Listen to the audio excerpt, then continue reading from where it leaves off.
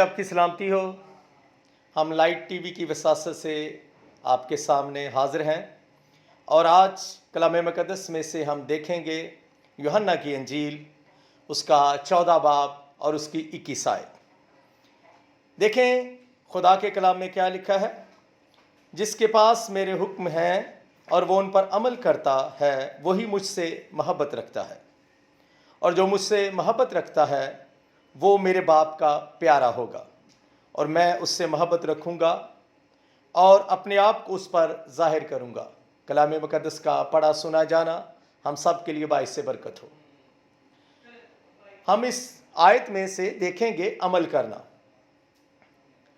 عمل ایک ایسا فعل ہے جب انسان کرتا ہے تو ساری چیزوں پر عمل ہو جاتا ہے، اور کلام مقدس میں لکھا ہے کہ تو نے میرے حکموں پر عمل کرنا ہے۔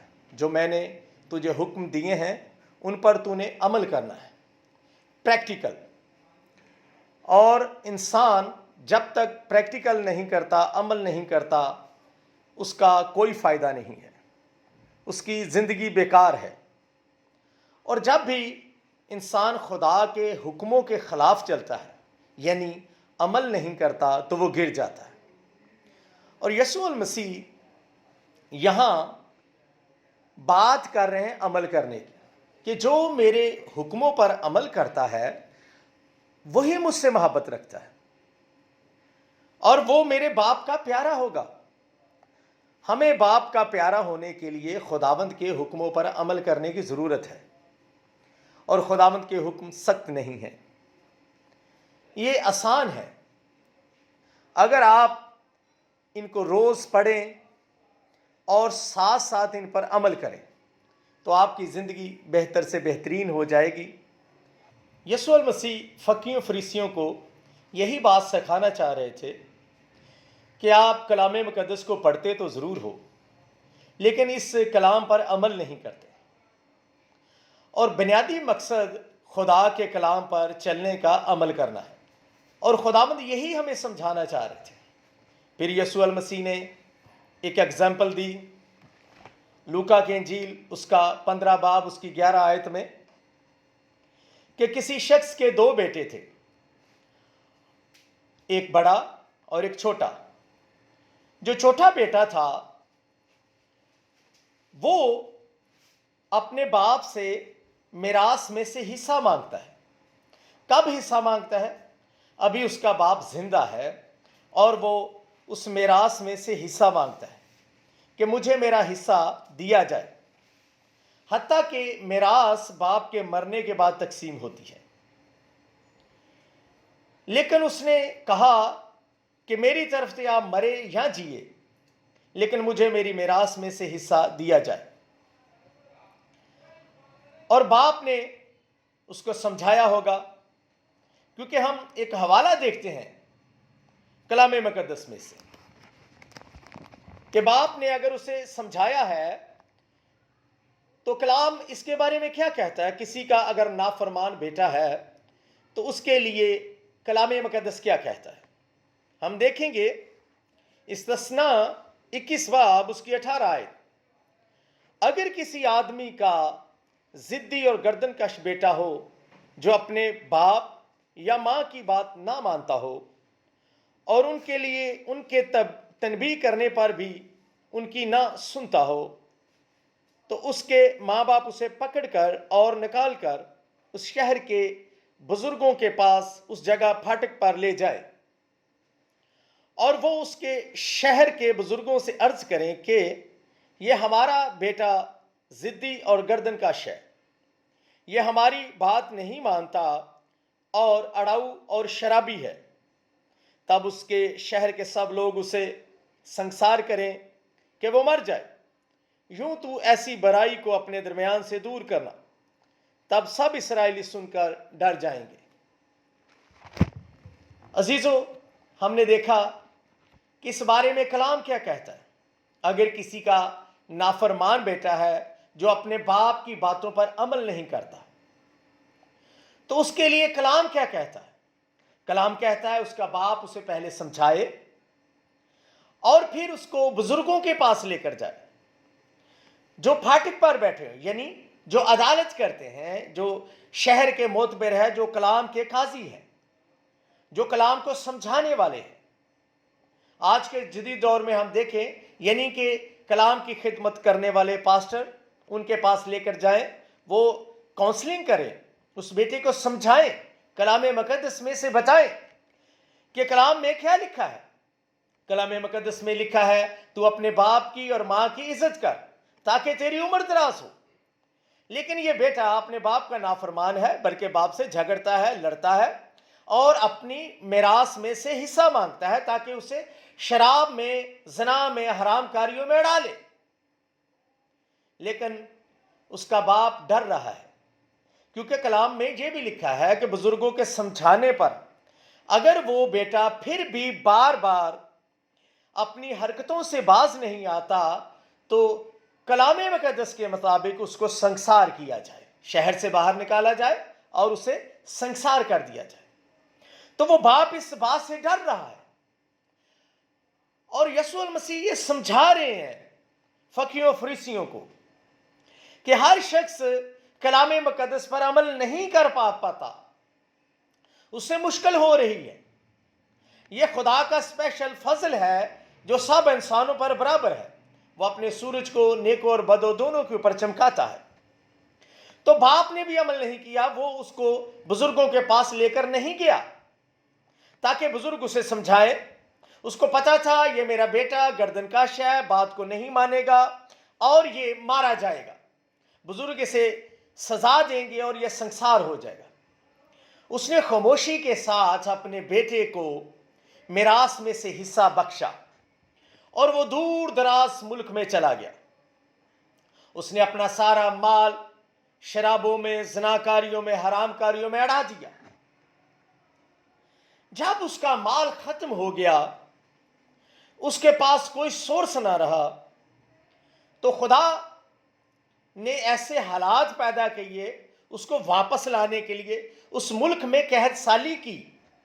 وہ سارا ملک روٹی کے قحط میں مبتلا ہو گیا. وہاں لوگوں کو کھانا نہیں ملتا تھا، جابز بند ہو گئی. لیکن یہ اس کا سارا جو مال تھا، پیسہ تھا، اڑ گیا. اب یہ جاب ڈھونڈ رہا ہے، لوگوں کے پاس جاتا ہے، کسی نے اس کو جاب دی اور یہ شخص یہودی ہے اور یہودی سور سے سخت نفرت کرتے ہیں. اور اس شخص کو جاب ملی ہے تو سور چرانے کی. اب مرتا کیا نہ کرتا. اب اس نے روٹی لینے کے لیے کیا کیا، اس سے نوکری کو کر لیا. یہ صبح نکلتا، سور چراتا. اس کی حالت بس بدتر سے بدترین ہو گئی.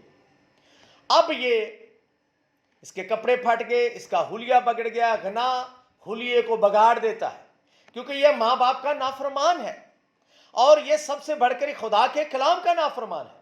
کیونکہ خداوند نے کلام مقدس میں فرمایا ہے اپنے باپ کی اور ماں کی عزت کرنی ہے، اور یہ خدا کا اور اپنے باپ کا مجرم ہے، اپنے باپ کا نافرمان ہے، اور نافرمانی کی سزا اب اسے مل رہی ہے.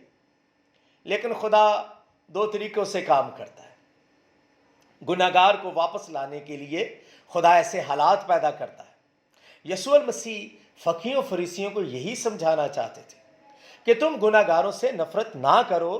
گناہگاروں کو واپس لانے کے لیے خداوند ایسے حالات پیدا کرتا ہے، ایسا ماحول بناتا ہے، ایسے لوگوں کو کھڑا کرتا ہے جو ان کے پاس جائیں، کلام کی باتیں سکھائے، ان کو ان کی کاؤنسلنگ کرے، ان کو واپس خدا کی بادشاہی میں لے کر آئے. یسوع المسیح کے آنے کا مقصد ہی یہی تھا کہ وہ کچلے ہوئوں کو آزاد کرے اور وہ آوارہ گردوں کو واپس لائے، کھوئی ہوئی بھیڑوں کو اس غلہ میں واپس لائے جو باپ کا غلہ ہے، جو ابدی نجات کا غلہ ہے، جو ہمیشہ کی زندگی کا غلہ ہے. خداوند اس کو واپس لانا چاہتا ہے. تو خدا نے کیا کیا؟ وہاں کے حالات تبدیل کیے. وہاں کے حالات ایسے بنا ڈالے. بھوکا مار رہا تھا، سور چرانے لگ پڑا. اب اس کی حالت پتلی ہو گئی. بھوک سے، پیاس سے وہ سوروں کا جھوٹا کھاتا. کپڑے پھاٹ گئے، حلیہ بگڑ گیا، داڑھی بڑھ گئی، بال گندے اور نہانے سے قاصر. پیسے ختم ہو گئے، یار دوست چلے گئے. اب اس کے پاس کوئی نہیں ہے، بے یار و مددگار. پھر اس نے بیٹھ کر ایک دن سوچا کہ میرے باپ کے گھر میں بہت سے نوکر جو ہیں وہ عزت کی روٹی کھاتے ہیں، ان کے کپڑے مجھ سے اچھے ہیں، ان کا حلیہ مجھ سے اچھا ہے، اور وہ میرے باپ کے گھر میں رہتے ہیں، اور میں باپ کا بیٹا ہو کر یہاں بھوکا مر رہا ہوں، یہاں میں آوارہ گردی کی زندگی گزار رہا ہوں، یہاں میں بدترین زندگی گزار رہا ہوں۔ اس نے سوچا، اس کی سوچ نے اس کے اندر تبدیلی کا آغاز کیا، یہیں سے اس نے واپسی کا راستہ لیا۔ اس نے سوچا نہیں بلکہ عمل کیا، وہ عمل کر کے واپس چل پڑا، اور وہ واپس اسی پھٹی پرانی حالت میں آیا۔ اس کا باپ ہر روز شہر کے پھاٹک پر بیٹھتا، اپنے بیٹے کا انتظار کرتا۔ میں حیران تھا جب میں اس کہانی کو پڑھ رہا تھا۔ اس کے باپ نے کسی اخبار میں اشتہار نہیں دیا، کسی کو اس کے پیچھے نہیں بھیجا، کسی کو بھی اس کے پیچھے نہیں بھیجا، لیکن ایک کام اس نے کیا، ہر روز پھاٹک پر بیٹھتا، اپنے بیٹے کا انتظار کرتا کہ ایک دن وہ آئے گا۔ اسے امید تھی، اس کا ایمان تھا، پختہ ایمان۔ خدا اسی طرح ہر روز انتظار میں بیٹھتا کہ کب ایسے مصرف بیٹے واپس آئیں۔ خدا کی بادشاہی میں توبہ کے لیے دروازے خدا کے ہر وقت کھلے ہیں۔ وہ یہ چاہتا ہے کہ میرے بچے واپس آئیں۔ وہ پچھتا کر خدا گناہگاروں کے حالات ایسے بدترین کرتا ہے تاکہ وہ ان کو سوچنے کا موقع ملے۔ اس نے سوچا، تبدیلی کا آغاز اس کے اندر سے شروع ہو گیا۔ تبدیلی کا آغاز اس کے اندر سے شروع ہوا۔ اس نے تبدیلی کو لائٹ نہیں لیا بلکہ عمل کیا اور چل پڑا واپس اپنے باپ کے گھر کی طرف۔ جب وہ اپنے باپ کی طرف واپس آ رہا تھا تو باپ نے دور سے اسے دیکھا۔ نہ تو باپ نے اس کا حلیہ دیکھا، نہ اس کے گندے کپڑے دیکھے، نہ اس کا باطن گندا دیکھا، نہ اس نے یہ فیل کیا کہ اس سے بدبو آتی ہے، بلکہ وہ گیا، اسے گلے لگایا، اسے چوما، اسے گلے لگ کر رویا۔